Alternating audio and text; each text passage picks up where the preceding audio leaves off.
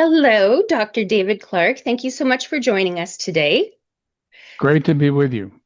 So, you are the president for the nonprofit group, the organization of Association for the Treatment of Neuroplastic Symptoms. And That's correct. I'm very excited to learn more about this. Can you tell us what is the story behind this organization and how did it start?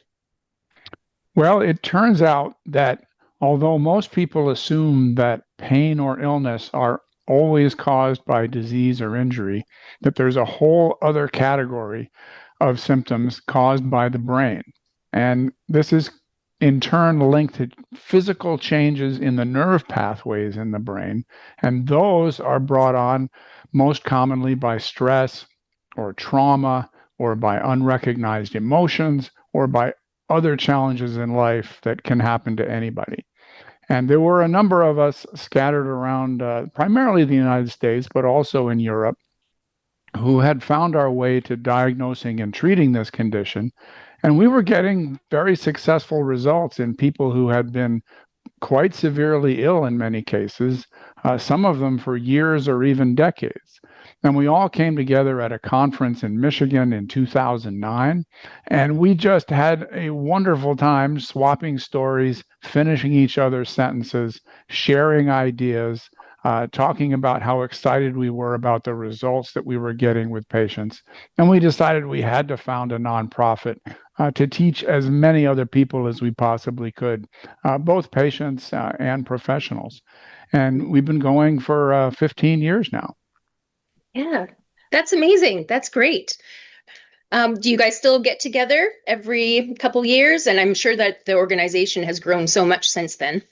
Oh, it's huge. Yeah, the popularity of this is just exploding. And we had a conference in Boulder, Colorado last year, for example, that drew 270 people from 8 countries.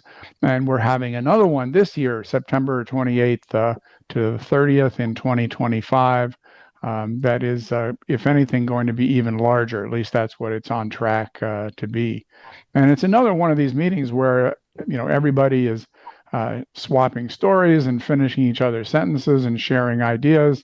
But the difference now is that we've got leading scientists from around the United States and some of them international who have tested these ideas with rigorous scientific trials and found striking results. The Boulder back pain study, for example, that was discussed in some detail at last year's conference, they took people who had back pain for an average of 10 years and put them through one of the new neuroplastic recovery therapies. And in 1 month, their pain scores dropped by 75% and stayed down at that low level for the full year follow-up of the study. And that was all they got was 1 month of treatment, 2 sessions a week for 4 weeks. Nothing like that level of improvement had ever been seen before with just talk therapy. And now we've got research from other places across North America that have confirmed and corroborated this, from Halifax, Harvard, Detroit, UCLA, showing these same kinds of outcomes if you are paying attention to the issues I mentioned earlier: stress, trauma, emotions, the long term impact of adverse childhood experiences is a big one. Anything that you went through as a child that you would never want a child of your own or a child that you care about to go through. Hey, interesting. Wow.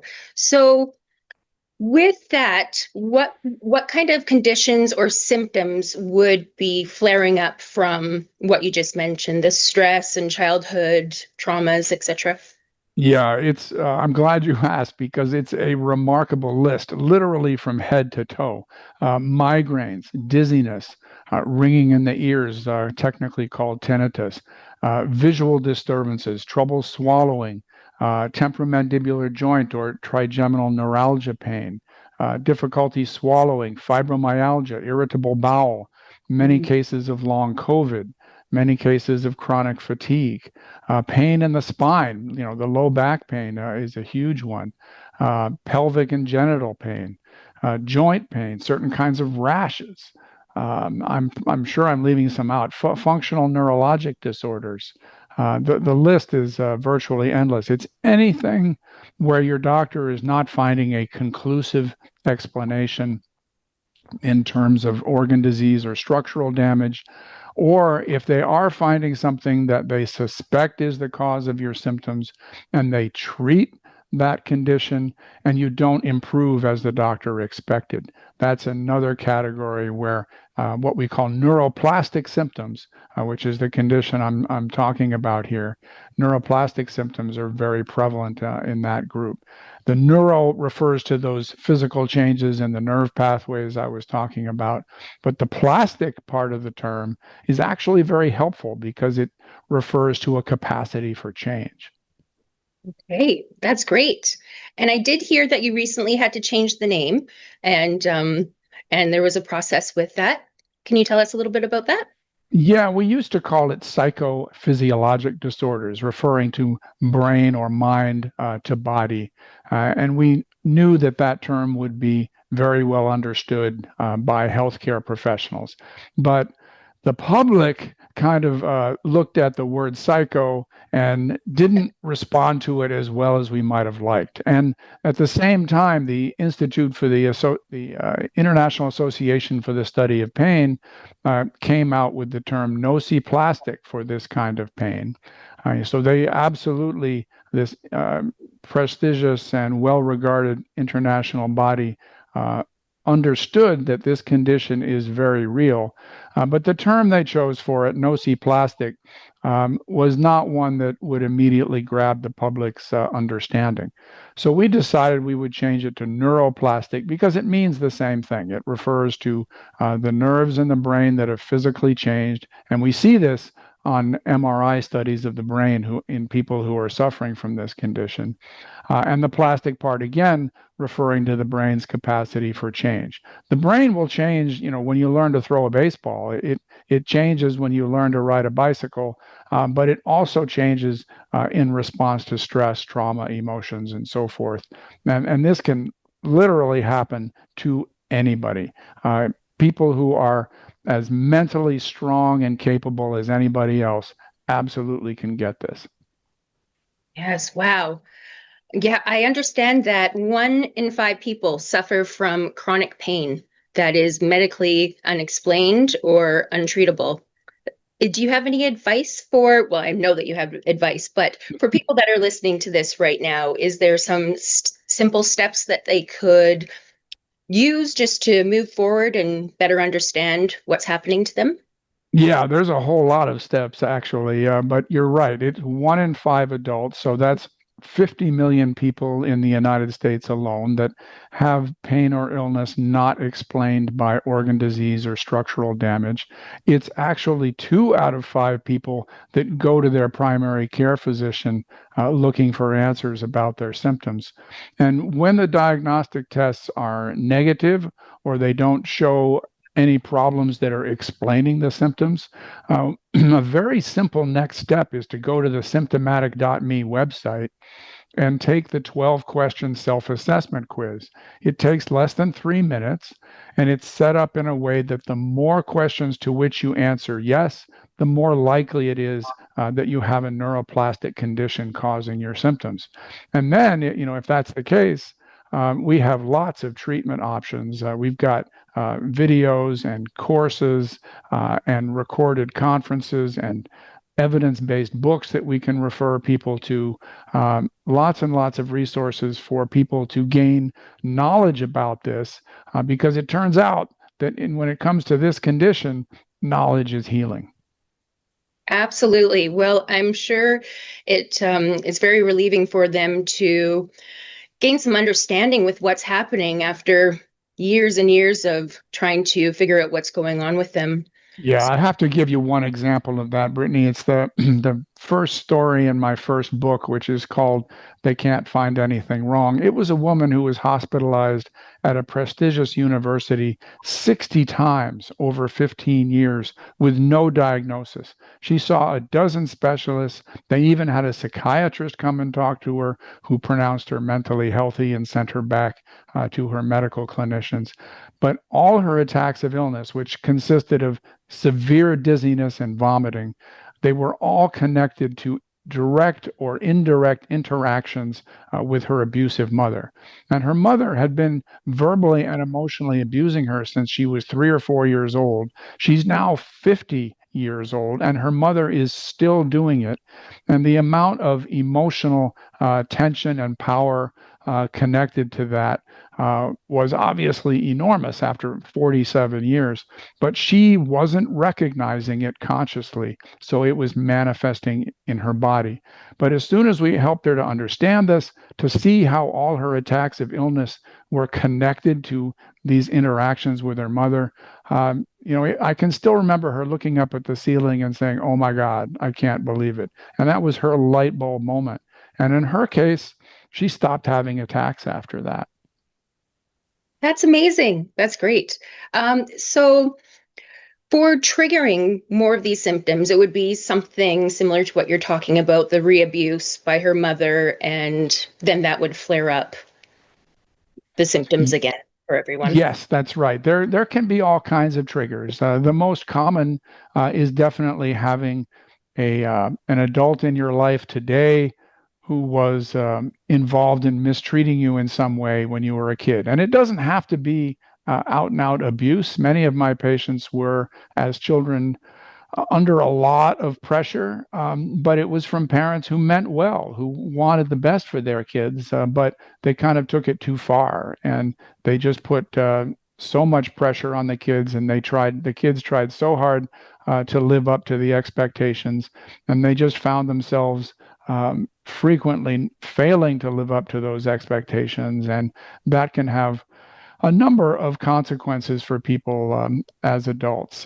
For example, they can become perfectionists. They tried so hard as kids to manage whatever environment and whatever challenges they were faced with that as adults, they are on a treadmill they never step off. They are very critical of themselves. They tend not to take a lot of time for their own joy. They're so busy um, working to meet the needs of other people in their lives that they don't put themselves on the list of people they take care of. And that catches up with you after a while.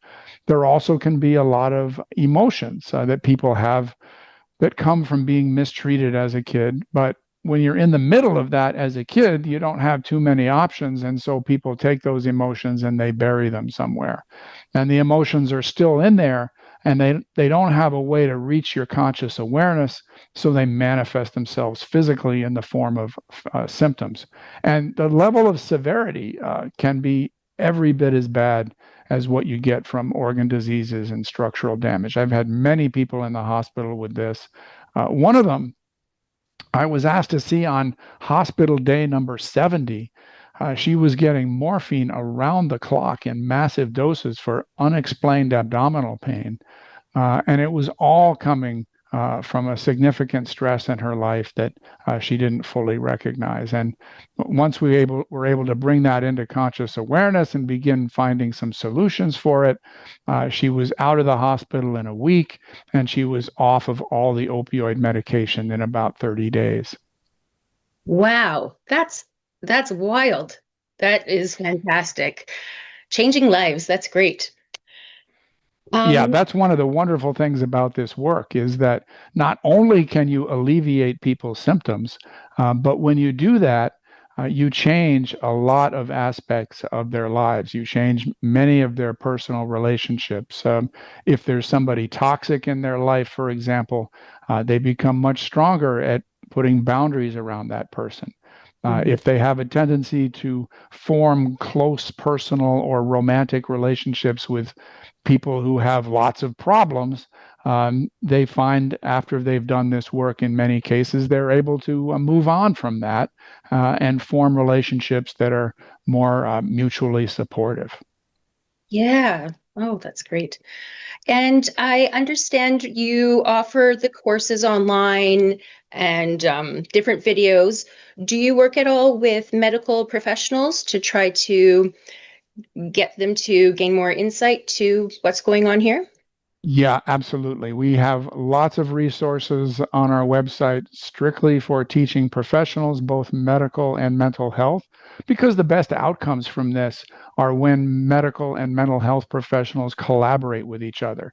We need the medical clinicians to do the evaluation to make sure that there's not a structural damage issue or an organ disease going on, and then to ask a couple of questions about, what's happening in your life right now. Are you having some significant stresses that connect in some way with your symptoms? Were you under stress as a child? Did you have experiences you wouldn't want for a child you care about?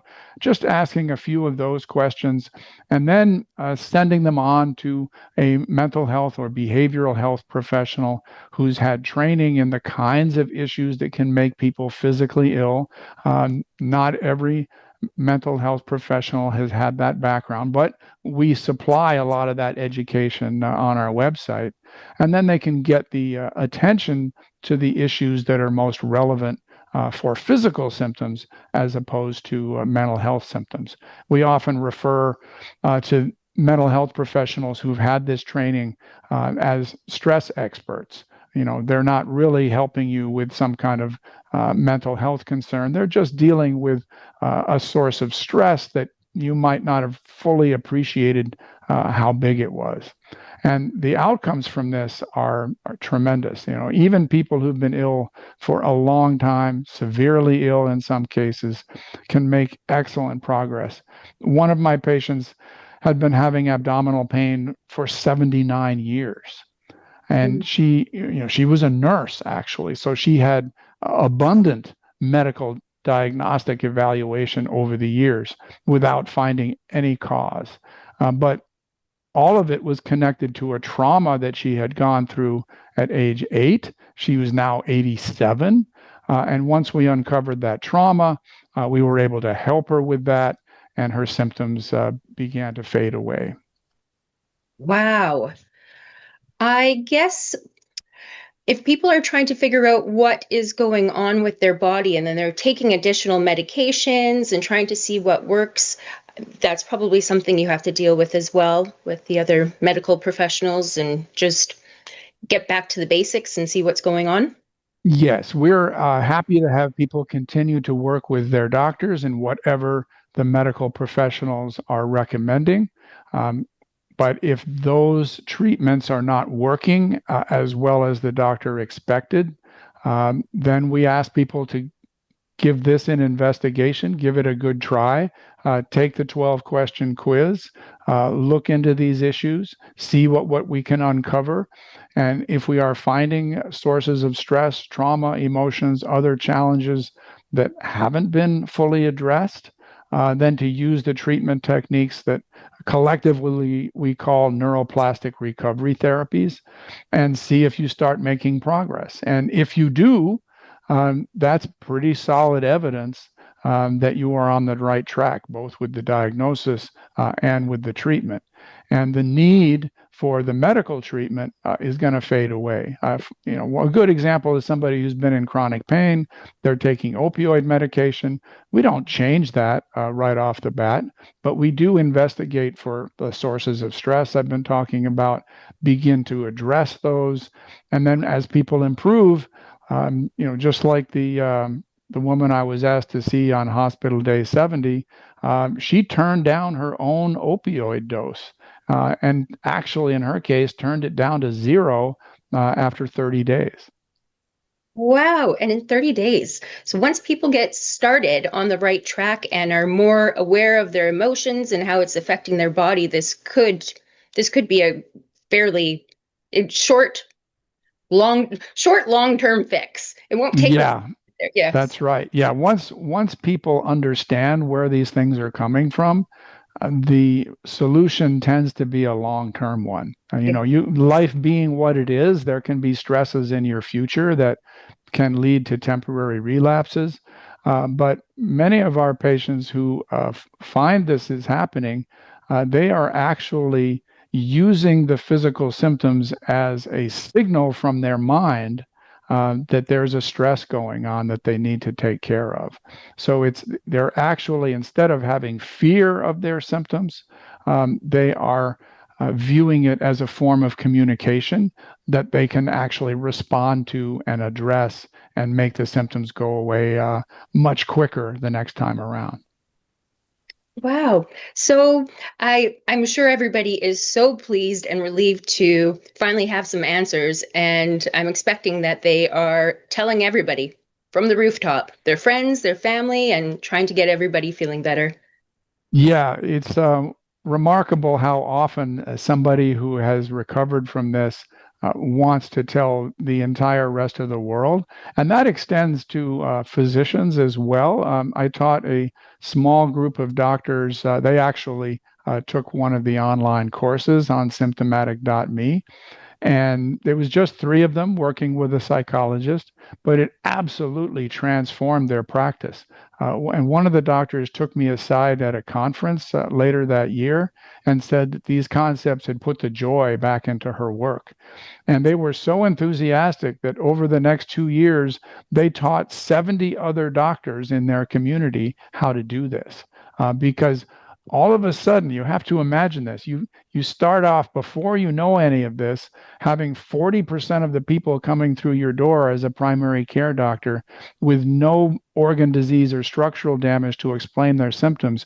These are the kinds of patients that burn doctors out. But once you know what to do about it, you turn the patients from somebody who's burning you out to somebody that you love to see because you can make them better. Yes. Oh, that's so rewarding. That's great. I Yeah. read that you've written a few books and you have a few films out as well. Can you tell us about that and where we could find them? My first book is called They Can't Find Anything Wrong, and that's written for patients. It's got about 4 dozen stories in it that illustrate the spectrum of different kinds of stresses that can make people physically ill.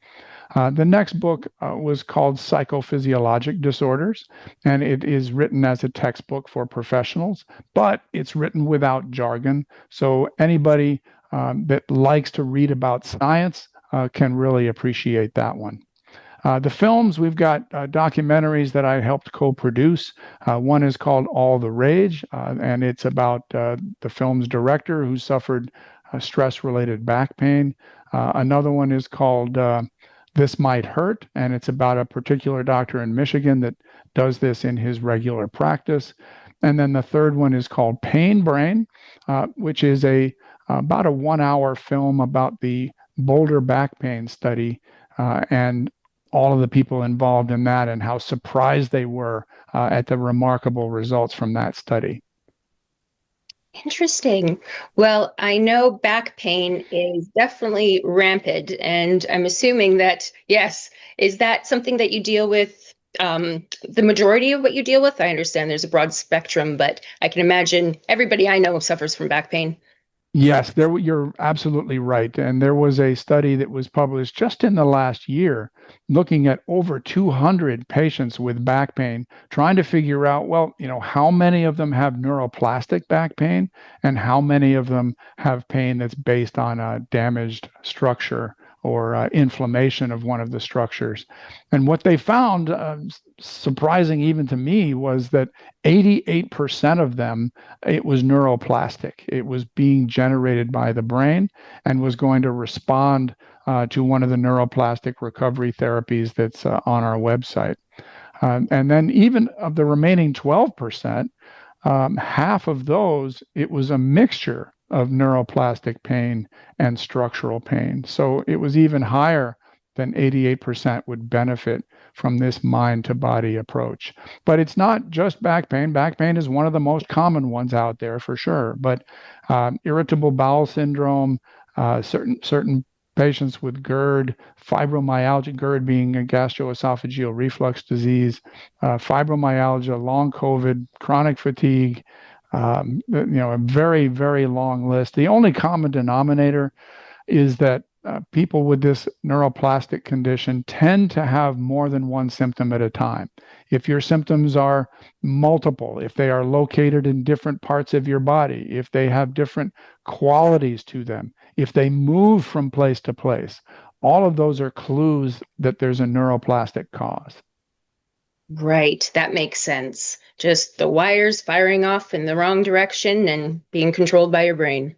The nervous system goes everywhere, but a tumor, for example, or an inflammation, it's typically going to be sitting in one spot. It's not going to move from place to place. Another one is if your symptoms get worse under stress, or if they get worse when you're just thinking about something stressful. That's also a clue that it's a neuroplastic condition. Wow.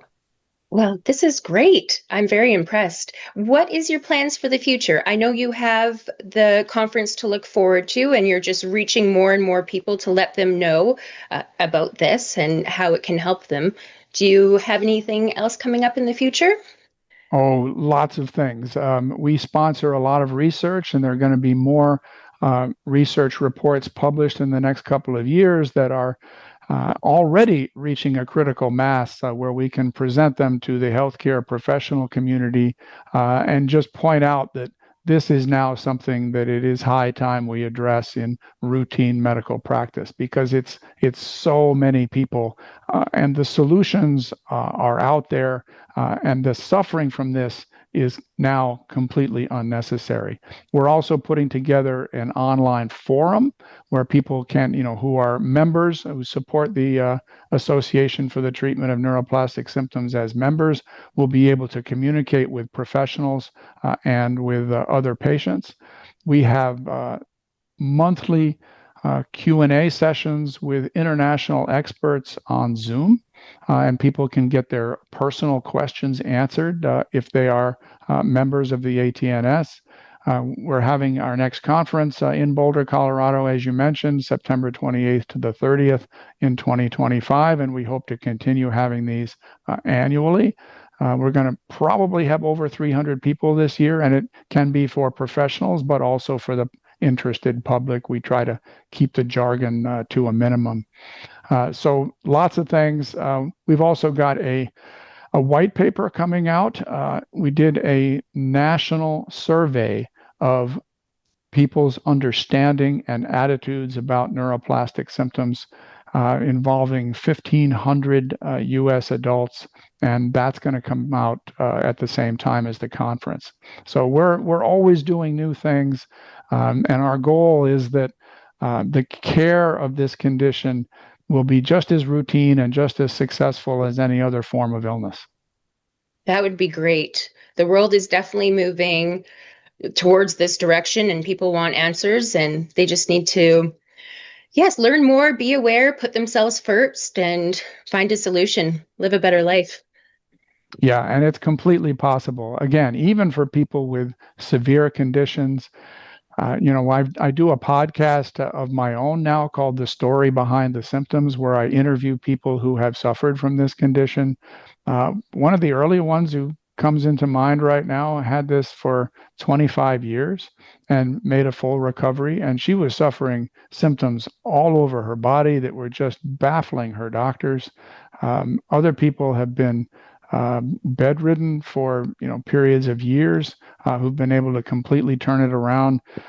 One woman whom I spoke with just recently had been completely flat on her back, barely able to get to the bathroom and back. And when she recovered from this, just recently, she climbed Mount Rainier in the state of Washington, 14,000 feet. It is just stunning the turnarounds that can happen from this approach. Wow, that's incredible. If I hadn't seen it myself so many times, I would have found it difficult to believe. In my early years, I didn't get any training about this from my very traditional Western-oriented medical education, University of Connecticut, great school, gave me a great education. But like every other medical school, they didn't really mention how powerful the brain could be in creating symptoms. And I thought I knew what I was doing as a physician until in my 8th year, I encountered a patient I didn't know the first thing about diagnosing or treating, and she had neuroplastic constipation. She was averaging one bowel movement per month.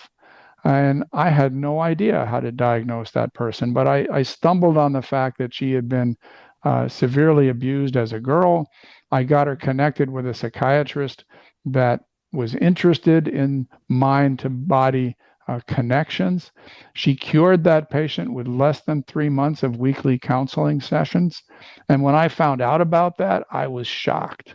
And I had this psychiatrist whose name was Harriet Kaplan teach me how she thought about this. And that's how I got my start in this field.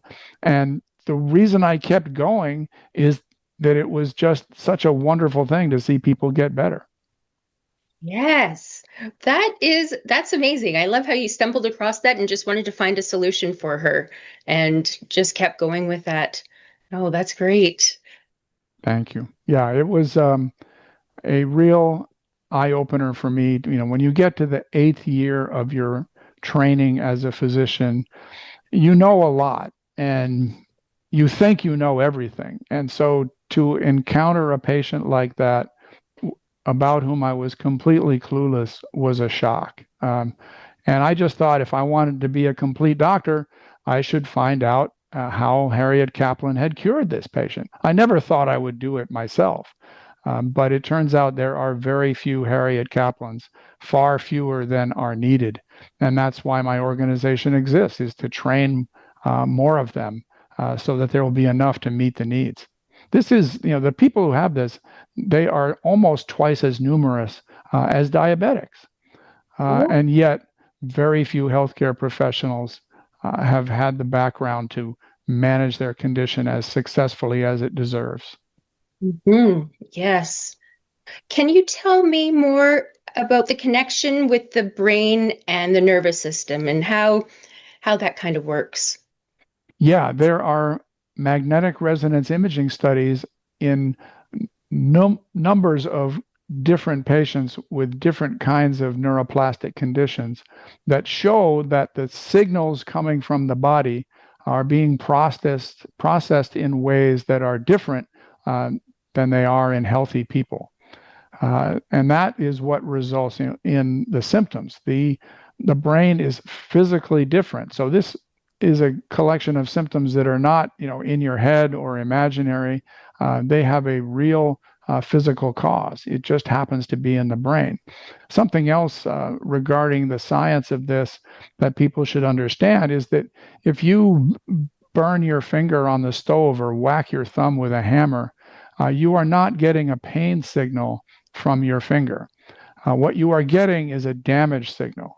And it comes up to your brain, and your brain has to actually decide if it's going to give you a pain signal to warn you that your finger is in danger of further damage. And it is making a decision. It's not a conscious decision, but it's nevertheless a decision about whether to give you a pain signal or not. Another example of this where it's deciding not to give you a pain signal is imagine yourself running from a predator and you sprain your ankle. Your brain is most likely not going to give you a pain signal from spraining your ankle until you get to a safe place. It's going to prioritize escaping from the predator. It's going to decide, okay, there's damage in the ankle, but I'm not giving a pain signal because I want the owner of the ankle to get to safety first. And then you can feel the pain. So your brain is actively managing whether you get a pain signal or not.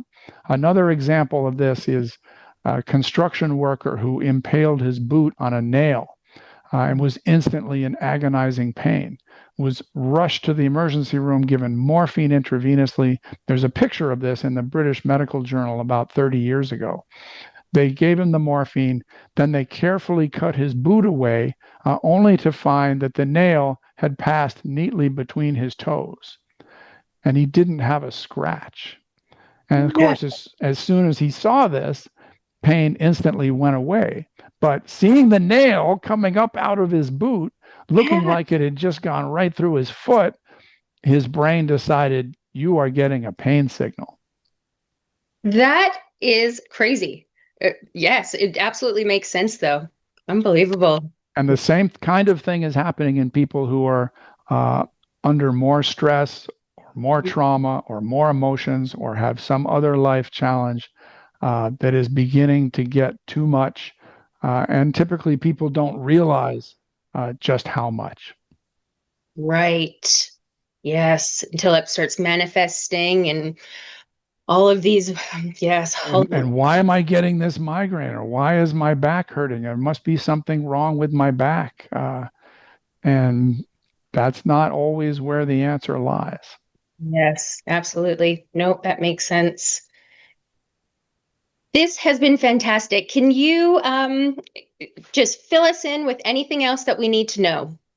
This has been so great, and I've learned a lot. And tell me everything that should Yeah, we should all know. thank you, Brittany. Yes, it is something that can happen to anybody. It is absolutely real. And you can find out a whole lot more at the website symptomatic.me. We are a nonprofit. We are founded and led by volunteers. None of us is doing this for the money. And the 12-question quiz um, can, in less than 3 minutes, give people a really good idea of whether any of this applies to them. So I would uh, recommend that to people as a starting place. Yeah, that's great. How long has this organization been around? Well, we started working on it in 2009, and we got our formal incorporation papers from the Internal Revenue Service in the United States in 2011. That's great. Well, it's definitely needed, and I'm sure it's very much appreciated by everybody and their loved ones struggling with this. And yes, keep up the great work. This is great. Thank you very much. Social media, you can find us also at symptomatic.me and our YouTube channel. We've got videos of the story behind the symptoms podcast there as well. Excellent. Well, that's great. There's lots of resources for people to get more information and follow their path to health and recovery. Thank you so much, Brittany. Yes, thank you so much for spending time with us, Dr. Clarke, and I look forward to hopefully learning more and spreading the news. Thank you. Thank you.